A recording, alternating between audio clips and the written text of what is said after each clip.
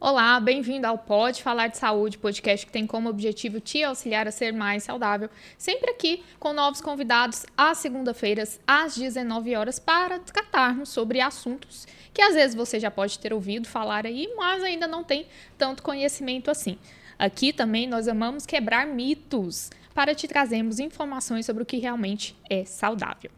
No nosso tema de hoje, a gente vai tratar sobre um assunto que você, pai responsável, às vezes já deve ter ouvido falar, mas ainda não pode ter colocado em prática, que é a saúde bucal das crianças.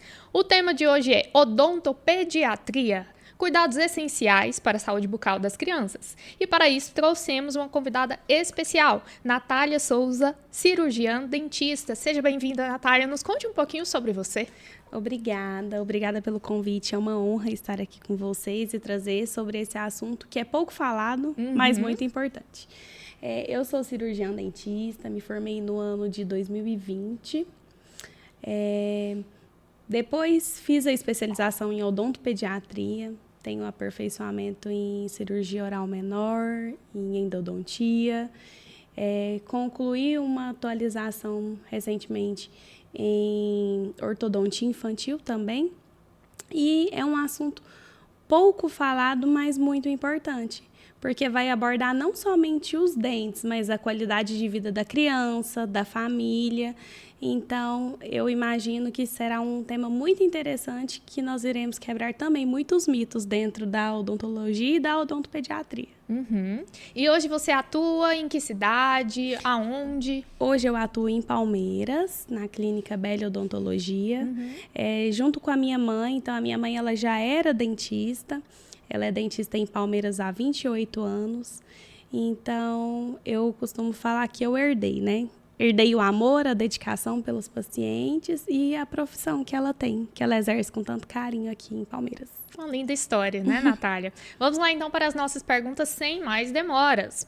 O que é exatamente essa odontopediatria, Natália? Nos conte qual que é a sua importância. Ela se diferencia da odonto para adultos? Sim, a odontopediatria, ela é um pouco mais lúdica, então é um atendimento voltado para a criança, né? Ao contrário do atendimento adulto.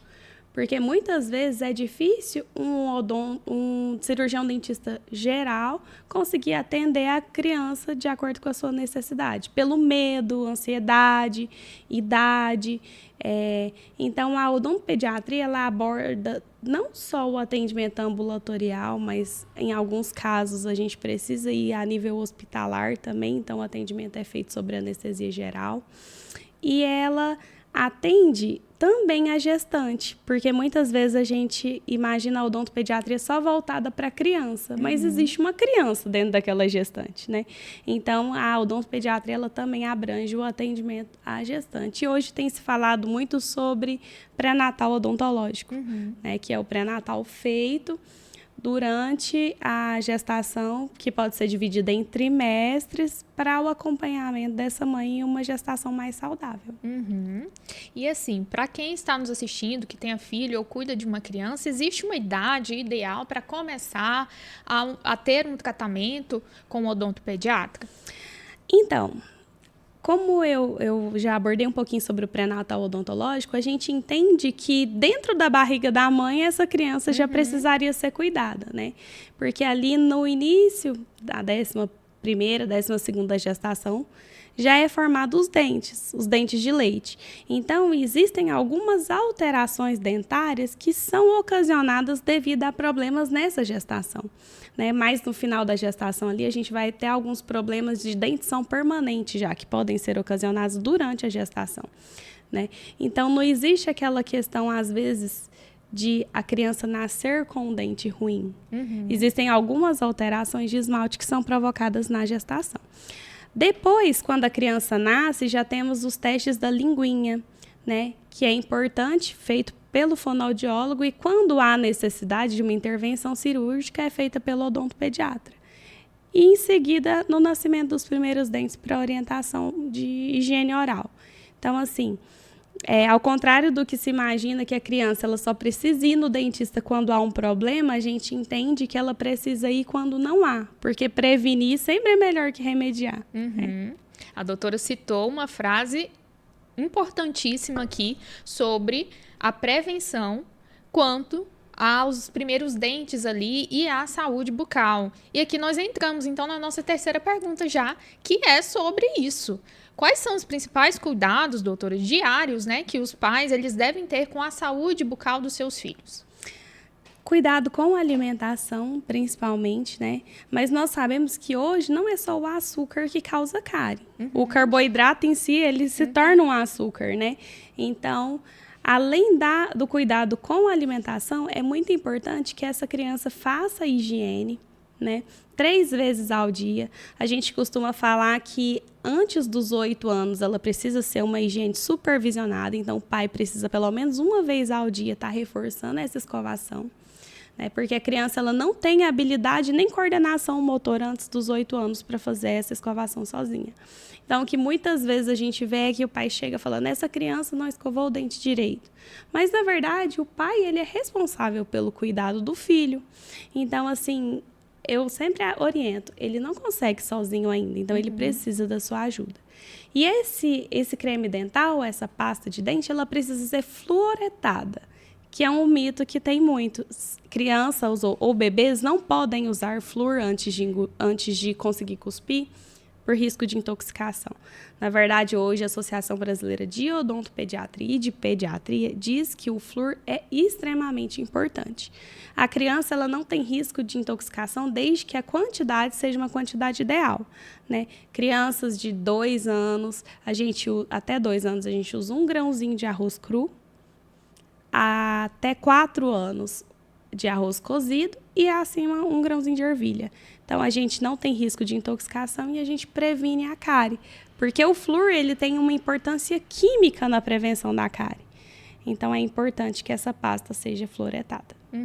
Anote aí o que a doutora acabou de falar sobre as quantidades indicadas para essa escovação, tá bom?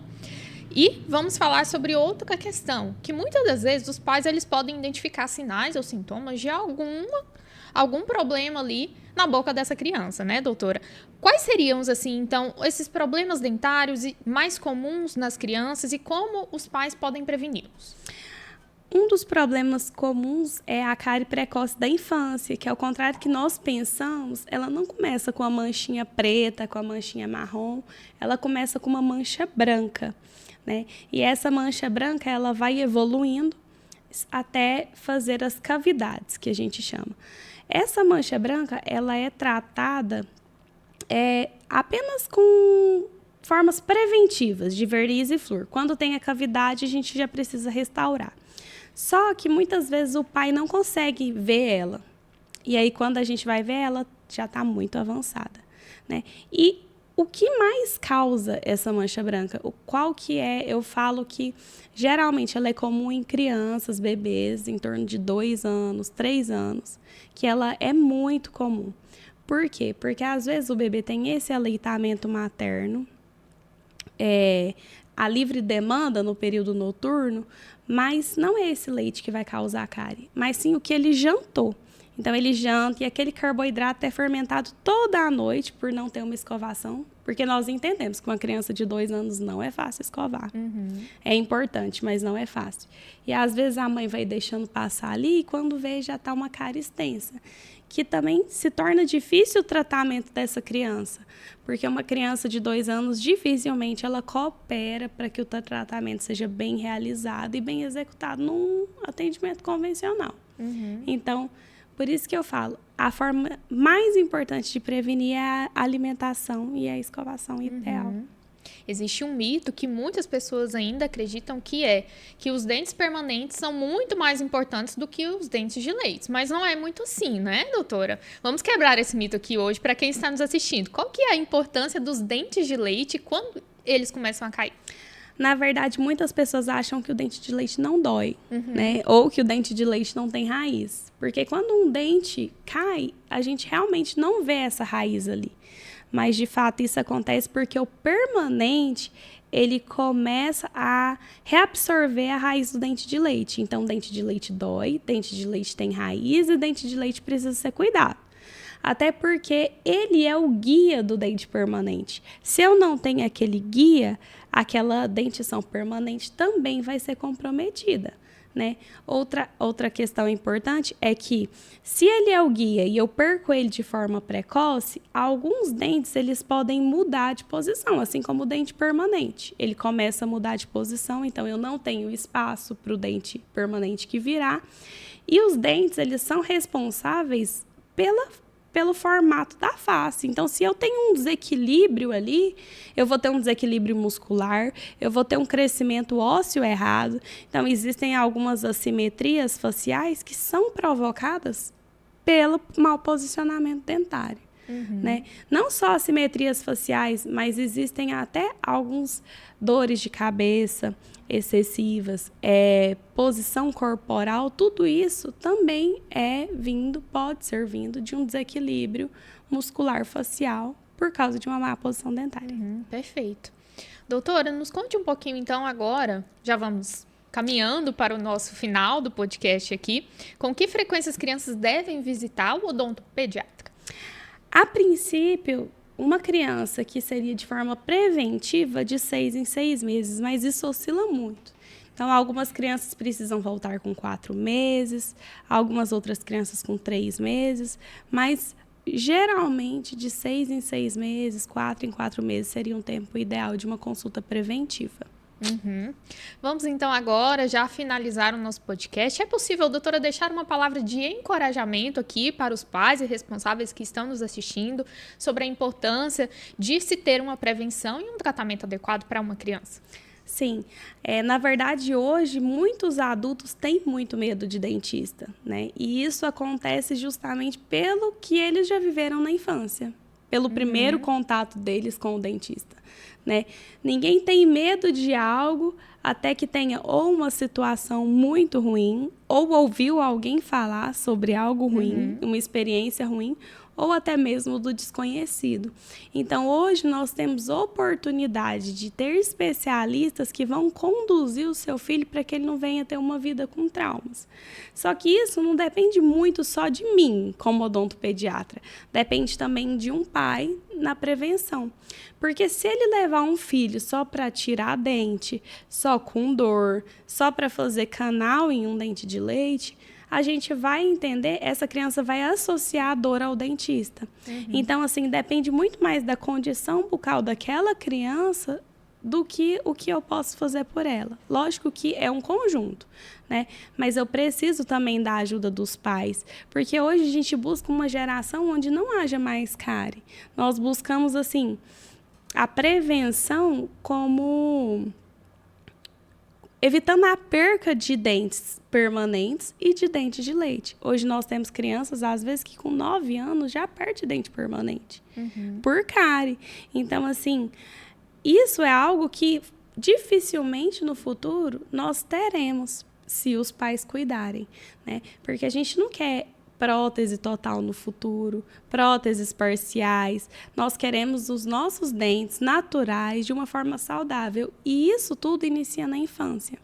Então, eu quero encorajar os pais que ainda não levaram os seus filhos, que vocês levem no especialista, levem alguém que pode cuidar deles com amor, com carinho, no atendimento diferenciado, humanizado, personalizado para o seu filho, né? Eu costumo brincar que não é igual um pacote de arroz cristal, que todos os lugares é igual, mas o atendimento ele precisa ser um atendimento diferenciado e um atendimento que encanta o seu filho, né? De uma forma diferente. Então, esse é o meu conselho, a minha dica, e se vocês precisarem, eu estou à disposição. Perfeita colocação. Nós aqui do Pode Falar de Saúde agradecemos a doutora Natália Souza por ter aceitado o convite para estarmos aqui hoje falando sobre esse assunto importantíssimo para a sua criança. Agradecemos também aos parceiros aqui do Pode Falar de Saúde, Centro Clínico Olavo Schermer, com mais de 30 especialidades para te atender, além de laboratório onde você pode fazer exames de imagem e exames laboratoriais. Também agradecemos ao parceiro Laboratório Biomed, lá você pode fazer teste do pezinho, sexagem fetal, DNA e vários outros exames. Marque já o seu check-up. E você, pai responsável, não se esqueça de todas as orientações que foram dadas aqui. Coloque em prática, afinal, prevenção é o melhor remédio, não é, doutora? E eu queria dar um alerta, se possível. Nós temos em Palmeiras hoje um surto de estomatite, né? Então, tem se tornado cada vez mais frequente no consultório. E o que é a estomatite? A estomatite, ela é derivada de um vírus da herpes e ela é muito comum em crianças, que a gente fala gengivite e estomatite herpética. E a transmissão dela é entre crianças, por saliva. Então, por exemplo, uma garrafinha de água contaminada, um brinquedo que a criança coloca na boca. Então, hoje, nós temos esse surto. E como que ele começa? A criança apresenta uma febre leve, depois ela fica mais prostradinha, cansadinha, começa a não conseguir comer, a gengiva começa a sangrar. E aí você vai escovar o dente, ela muitas vezes não deixa. Então, fique alerta a todos esses sinais e sintomas. A boca enche de afta. Então, assim, essa semana no consultório, eu já tive várias crianças com o mesmo diagnóstico. Se você observar que o seu filho começou a ter algum desses sintomas, procure o odontopediatra, leve ao dentista, para que a gente possa intervir o mais precoce possível e que o seu filho não sinta tanto desconforto como tem acontecido. Nós já tivemos pacientes que precisaram ser internados por desidratação, por não conseguir alimentar. Então, às vezes, a gente acha que é só um incômodozinho ali que vai passar e, na verdade, não é. Então, fica o meu alerta aos pais, procurem o quanto antes possível para a gente conseguir diminuir esses sintomas dessa alteração. Excelente alerta, doutora. Muito importante observarmos essas questões sobre as doenças da época que estão mais em alta, porque os pais podem, sim, observar esses sinais e já tratar logo para que essa criança não sofra com as consequências, ok? Agradecemos novamente você que está nos assistindo. Obrigada pela presença e não se esqueça, sempre às segunda-feiras, às 19 horas, aqui no Pode Falar de Saúde. Até mais! Obrigada, até mais.